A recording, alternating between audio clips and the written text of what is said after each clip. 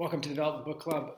Today we're finishing Nonviolent Communication, and this will be the video in which talk about thoughts, good and bad, or criticisms of the book. And I have 4 basic points, criticisms of what Rosenberg said. Before I hop into those, I'd like to say that I thought this was a brilliant book. Really cool, brilliant linguistic interventions. It's something that I'm particularly drawn to.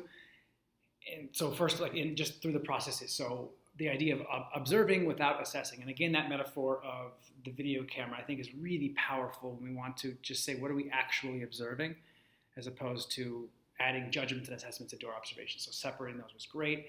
And then again, with what are we actually feeling, not what are you feeling like, but what are you actually feeling inside of you. And then, of course, the simple requests for requests, which is, having simple, observable, positive action requests and requests versus demands. I thought that whole process, I think, is very effective when it comes to disarming other people in terms of them not being defensive when they speak, which that result cannot be overstated its importance. Awesome. So let's hop into the criticisms that I have.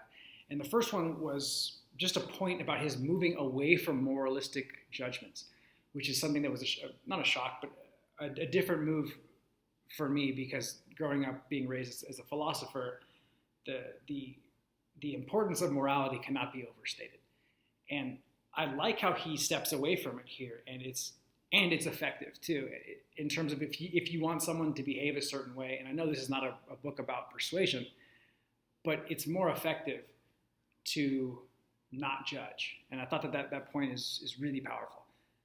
Additionally, how this compares to the last book that we covered, which was Clean Language. So here, Rosenberg purposely moves us away from metaphor when it comes to feeling, for example. He tells us to avoid saying, oh, I'm feeling like I'm always on call, or I'm feeling like a dog, or whatever. And he wants to say, well, what are we actually feeling? Whereas in Clean Language, the Clean Language questions were like, oh, and that's a feeling like what? So they were driving us toward metaphor. And I think that there's some effectiveness there, working more with the unconscious mind and what comes up in our metaphors. Here, this is more dealing with the conscious mind and what are we actually feeling, which I think that they both can be effective. And just that as a point. My biggest criticism of the book is that there's a missing chapter, and that there's no chapter on needs. We go through, at the beginning of the book, when we're going through the steps, we go through observations, and then, just a sec here. Observations, and then feelings. So observations about evaluations, identifying and expressing feelings. Chapter 5, taking responsibility for our feelings. Again, staying with the feelings. And then chapter 6, requesting that which would enrich our life. So there's no chapter that says, oh, this is the chapter about needs. In the beginning of the book, we think of it, it's like, dude, where is that chapter? There's no list. So for the feelings, he has that page that I showed. Those 3 pages full of like 150 different feelings, and he talks about expanding our feelings vocabulary. And there's no list of needs in the beginning of the book. And additionally, he moves back and forth in the book between saying these are needs and these are wants. And I think that there's obviously a distinction there. I'd like to know what his thoughts were on that distinction between, oh, I need this versus I want a clean apartment or something versus, I would really like to know what he had to say for that.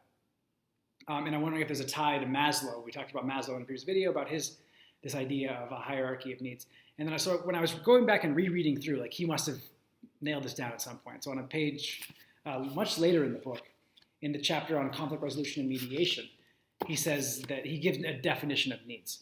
And he says that needs are the resources life requires to sustain itself. So it's nice that he does put a definition there. But again, this is at the end of the book. And he says we all have physical needs, he acknowledges. So like air, water, food, and rest, he says, are the physical needs. And we have psychological needs as well, he identifies, which are understanding, support, honesty, and meaning. And so this is aligning a bit with Maslow. And he says, I believe that people basically have the same needs regardless of their nationality, gender, income, education, etc. And then he says further that needs contain no reference to anybody taking any particular action. So you can't say, I need you to take out the trash. That's not a need. Instead, strategies are referred to the specific actions that people may take. And these can be requests, wants, desires, or solutions.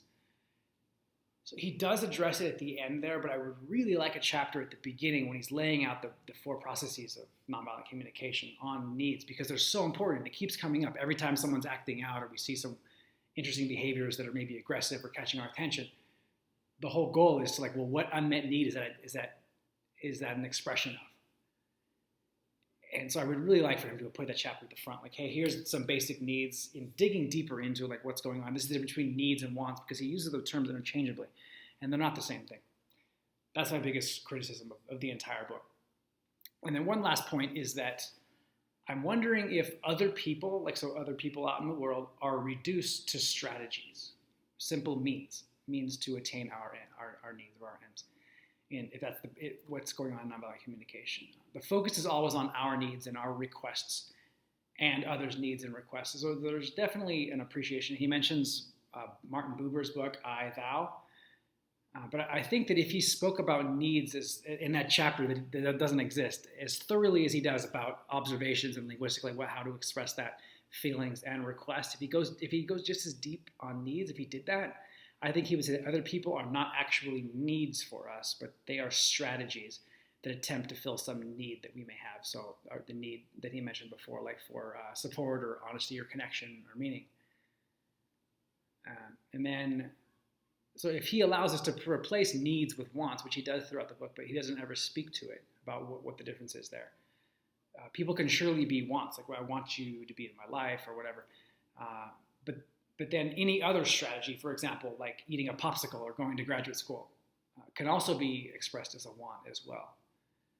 So those are my main concerns. The last two, the biggest, being this idea that there wasn't a needs chapter. I would love for him to dig more into what he thinks about specific needs and how that all works. And then what about other people? I feel that the whole point of this is to be compassionate and to have empathy and to connect better with others and to not be violent. And his heart and his head are in a really good place throughout the book, keeping that in mind. But are other people reduced to just simply strategies? So if you're watching this, what do you think about that too? Are other people just strategies, or are they needs? And what does that say about us in general? And then what about the needs chapter that doesn't exist? Thanks for watching.